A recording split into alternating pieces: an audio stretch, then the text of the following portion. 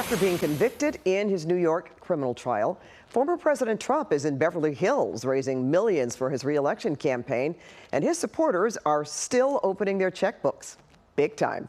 KCAL News political reporter Tom Wade is live outside the event tonight. Hey, Tom, is it still going on? Hi there, Pat. Well, it ended a short time ago. The former president left the mansion just behind me. That's where the fundraiser took place. Donors could spend up to $250,000 to spend a few hours with Mr. Trump.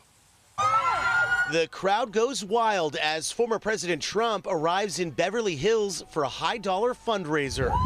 Just moments before, one of his supporters shot this clip of the former president. Trump on a fundraising swing across deep blue California, a state he knows he can't win in the fall and will likely never campaign in. But he can tap into some of LA's extreme wealth to boost his latest campaign for the White House. Perfect timing. What did you think of that?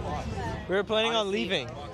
I was planning on leaving. I said, wait, I'm going to give it 10 more minutes. The scene was calm outside the Beverly Hills mansion where the fundraiser was held. There were no counter-protests, just Trump supporters, many of whom are furious that Trump is now the first former American president to become a convicted felon after a New York jury found him guilty of scheming to corrupt the 2016 election by hiding a hush money payment. The whole way the thing was set up was unconstitutional, and that's what we're mainly here for. And Trump is the one who wants to uphold the Constitution. What he's gone through with the justice system has just been atrocious. Trump arrived in Los Angeles after a fundraising swing through Northern California Thursday night. Saturday, the former president heads to this mansion in Newport Beach to raise even more campaign cash. Democrats say Trump is trying to cash in on being a criminal. He's coming here to California as its ATM machine to sort of spread the word that he is completely innocent. We know that he's not, and he's out there as a criminal trying to raise money off of the backs of people